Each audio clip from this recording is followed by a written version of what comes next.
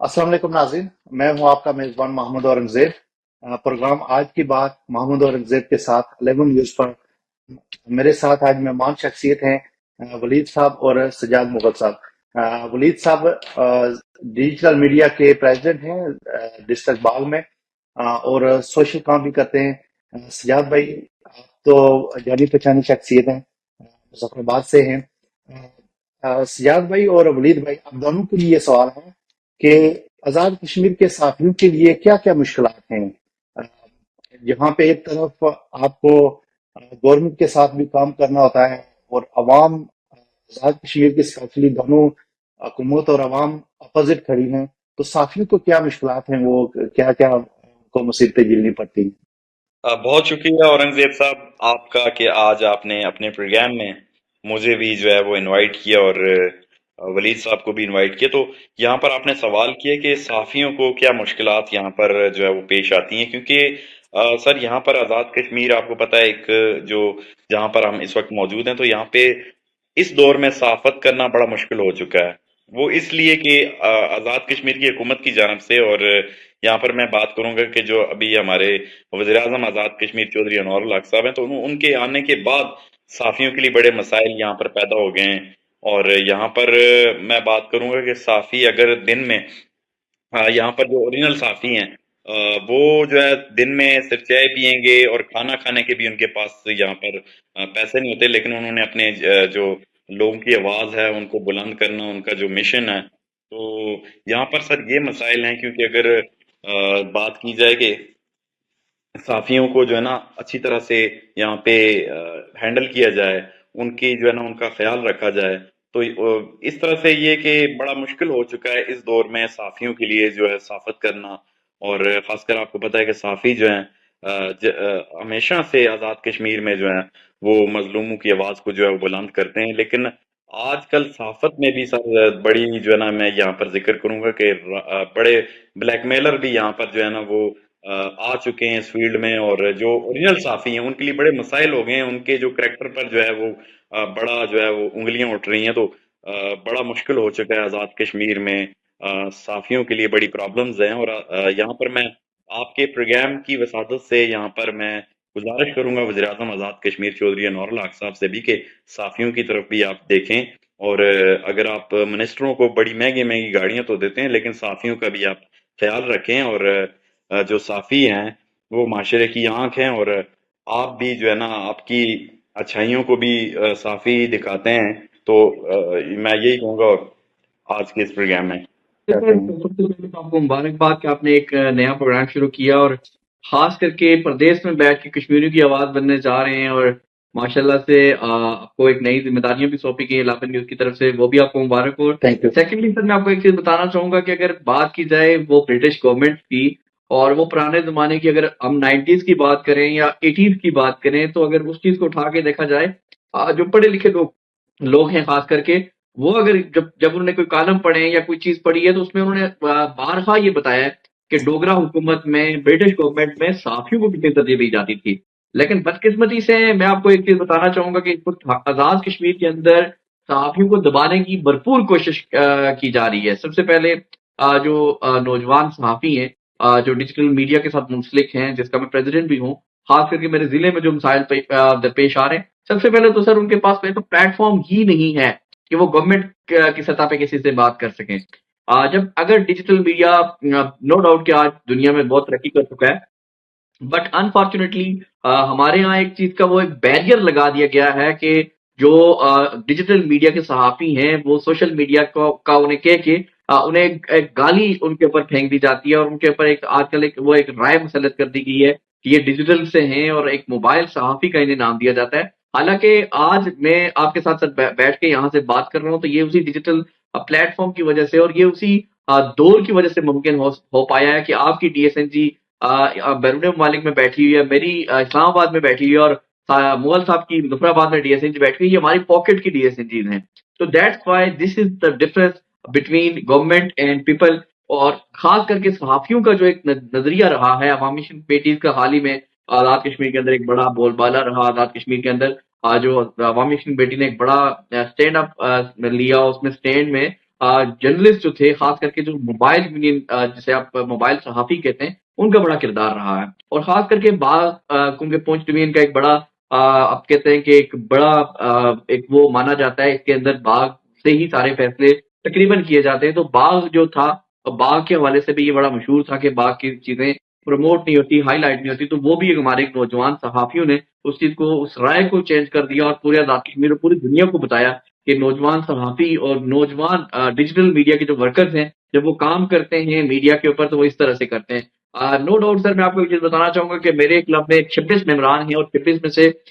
10 ممبران جو میرے ایسے ہیں جن کے پاس ماسٹرز ڈگری ہے میس کمیونیکیشن میں، اور میرے تقریباً میرے آدھے سے زیادہ ممبر ایسے ہیں جو گریجویٹ ہیں ماشاءاللہ سے۔ تو آج اگر نوجوانوں کو پلیٹ فارم پرووائڈ نہیں کیے جائیں گے اور نوجوانوں کی جنگ نہیں لڑی جائے گی اور نوجوانوں کو یہ بتایا جائے گا کہ آپ گورنمنٹ کی یہ پوسٹ شیئر کر دیں، گورنمنٹ کے ساتھ ایسے کر کے چلیں گے نظام میں، تو آپ کو فیوچر میں فائدہ ہوگا۔ تو میں سمجھتا ہوں کہ آج کے نوجوان بہت آگے نکل چکے ہیں، ان کے لیے کوئی بھی پلیٹ فارم مشکل نہیں ہے سر۔ میں یہاں پہ ایک بات مینشن کرنا چاہتا ہوں کہ گزشتہ لاسٹ 2 دن پہلے پریزیڈنٹ ٹرمپ نے جو ہے نا وہ الرٹ اٹھایا، اور اس نے بڑی زبردست بات کی۔ جو امریکہ کے سپر پاور کا پریزیڈنٹ ہے، اس نے کہا کہ کسی بھی صورت میں سوشل میڈیا پہ پابندی قابل قبول نہیں ہے، اور میں سمجھتا ہوں کہ یہ جو ترقی یافتہ ملک ہیں، یہ اس اقدام سے آپ لوگوں کو بھی سوچنا چاہیے۔ ہمارے جیسے ریاست آزاد کشمیر ہے، ریاست جموں کشمیر کے لوگ ہیں، چاہے وہ اس طرف ہیں یا اس طرف، وہاں پہ بے شمار پابندیاں ہیں۔ پاکستان کے لوگوں پہ پابندیاں ہیں، ہندوستان کے لوگوں پہ سوشل میڈیا پہ کافی پابندیاں ہیں۔ تو ان پابندیوں کو ہٹا کے وہ دیکھیں، اس پہ سب سے زیادہ تنقید اسپیشلی جو آزاد کشمیر کے صحافی ہیں، وہ تو اپنے چھوٹے چھوٹے مفاد کے لیے وہ سب کچھ قربان کر دیتے ہیں، وہ اپنی بات بھی نہیں کر سکتے، کیونکہ ان کو یہ پتا ہے کہ ہمارا گھر تو کیسے چلے گا۔ لیکن یہاں کی جو آزاد ملک ہے، یہاں پہ صحافی لوگ آزاد ہیں، سوشل میڈیا ایکٹیوسٹ آزاد ہیں، عام لوگ بھی اب اگر کوئی معاشرے کی کوئی خامی ہے اس کو اجاگر کرنے میں عام لوگوں کا بھی بہت کردار ہے، جو وہ موبائل سے ویڈیو بنا کے فوراً اپلوڈ کرتے ہیں۔ گزشتہ دنوں یہاں پہ ٹک ٹاک پہ پابندی کی کوشش کی گئی، جو سپریم کورٹ کا فیصلہ تھا، لیکن ڈونلڈ ٹرمپ نے آ کے فوری طور پر اس نوٹس جاری کیا کہ اس کو ہم ختم کریں گے۔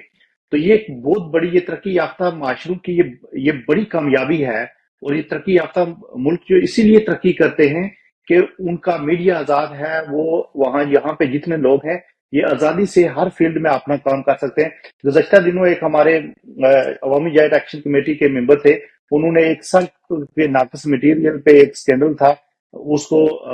ڈسٹرکٹ کوٹلی میں، تو انہوں نے اس کو کیا، تو دوسرے دن ان کو پکڑ کے تھانے میں بند کر دیا گیا، اور لوگوں کے احتجاج پر پھر ان کو وہاں سے چھوڑا گیا۔ تو یہ بے شمار مسائل ہیں جو صحافیوں کے ہیں، لیکن میں سمجھتا ہوں کہ آج کا جو نوجوان ہے وہ پڑھا لکھا نوجوان ہے، اور ان کو اس فیلڈ میں اپنا کردار ادا کرنا چاہیے۔ ضروری نہیں ہے کہ آپ کے پاس صحافت کی ڈگری ہونی ضروری ہے، یہ بھی ضروری ہے، لیکن آپ ایک معاشرے کا، ایک پڑھا لکھا طبقہ، ایک معاشرے کا آپ اہم ستون ہونے کی حیثیت سے آپ یہ کام آزاد کشمیر کے ہر پڑھے لکھے نوجوان کو کرنا چاہیے۔ تو ہمیں کیا چیزیں بہتر کرنے کی ضرورت ہے صحافت میں، اور صحافیوں کو یا سوشل میڈیا، ڈیجیٹل جو میڈیا ہے، اس میں کیا چیزوں کو بہتر کرنے کی ضرورت ہے آزاد کشمیر میں؟ دیکھیں جی، سب سے پہلے کچھ چیزیں میں چونکہ میرا تعلق ڈیجیٹل میڈیا سے ہے اور نیشنل میڈیا سے بھی میں تعلق رکھتا ہوں، ٹی وی کے ساتھ بھی ہم کام کر رہے ہیں۔ اب میں آپ کو ایک چیز بتانا چاہوں گا کہ آج جہاں دنیا کا ہر چینل، جہاں دنیا کی ہر جو کاروبار ہے وہ ڈیجیٹل ہو چکا ہے، تو ہمارے جو حکمران ہیں ان کو بھی، اور جو ہمارے وزیر اعظم صاحب اسپیشلی، ان کو بھی اس بارے میں سوچنا چاہیے کہ اگر ساری چیزیں ڈیجیٹلائز ہو گئی ہیں تو ہمیں بھی ان جو ہماری سوچیں ہیں ان کو ڈیجیٹل کرنا چاہیے۔ آئی تھنک سو اگر اس سے گزشتہ حکومت کی بات کی جائے، جو موجودہ حکومت کی ہی کچھ ٹرمز تھی، جس میں تنویر الیاس صاحب تھے، تو انہوں نے اخبار فروشوں کے لیے کچھ موٹر سائیکل اور اس طرح کی چیزوں کا اعلان کیا تھا۔ آئی ڈونٹ نو کہ میں ان کی پارٹی سے نہیں ہوں، لیکن ان کو میں اپریشیٹ ضرور کرتا ہوں، اور بہت ساری صحافتی تنظیموں کا انہوں نے ہیلپ لیا، جس میں میری ڈیجیٹل میڈیا کلب کی جب میں جنرل سیکرٹری تھا تب انہوں نے ہماری اس یونین کا بھی، اس کلب کا بھی تب انہوں نے ہیلپ لیا تھا۔ تو ان کی جو اپریسیشن صحافیوں کے ساتھ، ان کے کالمز کے ساتھ، وہ ایک بڑی بیٹرمنٹ کریٹ کرتی تھی نوجوانوں کے لیے خاص کر کے۔ اور وہ اخبار فروش، میں سمجھتا ہوں کہ جن کو اخباریں آج کے ردی میں بھی کوئی اب میرے خیال سے اخبار نہیں لیتا، کیونکہ پرانے زمانے میں لوگ شاید کسی